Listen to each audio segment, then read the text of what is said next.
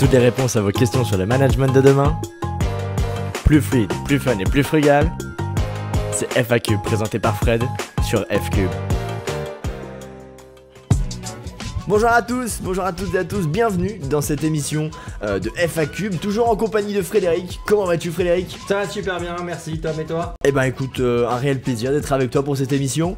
On va toujours continuer à essayer de comprendre le concept du management de demain, c'est bien ça? On continue. Eh ben allez, c'est parti. Aujourd'hui on répond à la question de Stéphanie qui nous demande: le manager a-t-il une obligation de moyens ou de résultats? Ok, merci Stéphanie pour cette excellente question. J'ai envie de te répondre par deux choses. La première, c'est te parler de l'entreprise WL Gore, qui sont les inventeurs du Gore-Tex, tu vois Tom, hein, Oui, tout à fait, ouais. On a tous un petit peu de vêtements en Gore-Tex. Effectivement, l'hiver, tout ça. Exactement. Eux, ils sont dans une forme d'entreprise on appelle maintenant entreprise dite libérée, mais ça fait 60 ans qu'ils sont dans ce mode de fonctionnement très pérenne. Et en fait, chez eux, ils ne parlent pas d'obligation, mais ils parlent d'engagement. En fait, l'engagement, si tu veux, c'est l'obligation par rapport à soi-même. On s'engage. En anglais, ils disent commitment. L'autre chose que j'ai envie de partager avec toi, c'est faire la comparaison avec mon métier en fait de consultant.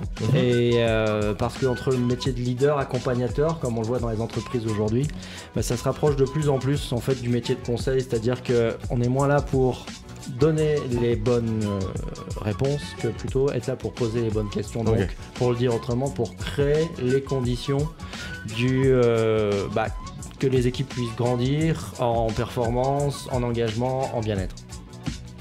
Et du coup, moi là-dedans, comme j'imagine un leader, ce que je propose en tant qu'un leader accompagnateur, c'est que moi je me sens personnellement hyper engagé pour créer ces conditions-là.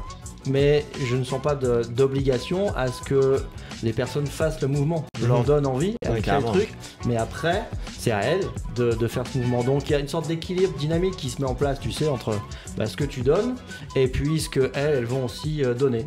Et c'est jamais complètement fixe, quoi. Et donc moi, je fais de mon mieux là-dedans. Alors peut-être que tu te dis Stéphanie ou toi Tom que c'est compliqué de simplement faire de son mieux et que tu as envie d'aller plus loin, mais c'est ce qu'on voit aussi souvent dans le management et quand on est passionné par son métier, c'est on a envie d'en faire plus, on donne à fond, on met trop d'énergie, nos limites et on peut exploser en vol. D'accord, et du coup c'est généralement quand on veut faire de son mieux, on a tendance à se mettre plus de pression, c'est ça? Exactement, ouais. Et en fait, j'utilise en fait une image et les concepts du Tao pour se dire comment on peut gérer cette pression là dans le faire de son mieux.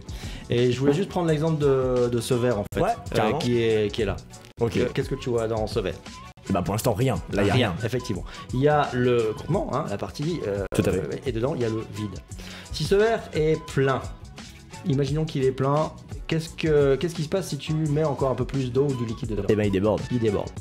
Et par rapport à cet exemple tout simple, c'est exactement ce qui se passe en entreprise ou quand on se met la pression. Et on se met la pression parce qu'on a des tonnes de réunions, on a des tonnes d'engagement, on a des tonnes de missions, de rôles, etc. Et on est en débordement tout le temps. Et ce qu'on fait en fait, logiquement, enfin pas logiquement, mais inconsciemment, c'est qu'on en remet toujours. Et on fait déborder le verre. En fait, la seule bonne chose qui serait à faire, ça serait de vider ce verre pour pouvoir de nouveau le remplir. Donc ça serait ça la bonne manière de le faire. Et pour vider les verres, on vous conseille d'aller boire des verres entre collègues, tout simplement. Par exemple, on peut faire ça. Et voilà. Il y aurait aussi d'autres actions, d'autres outils, d'autres méthodes propres au management pour aider les leaders de demain, mais ça sera l'objet d'une autre émission. Ouais, carrément, on en parlera avec plaisir si vous le souhaitez. Merci pour cette réponse. Je t'en prie, Tom. J'espère qu'on a répondu à ta question, Stéphanie. Et si vous voulez proposer des questions, allez-y sur le Twitter de FCube ou sur le site fcube-lab.com. C'est simple, vous rentrez votre question et on y répond. C'est assez simple. Merci Tom. Et la prochaine fois alors.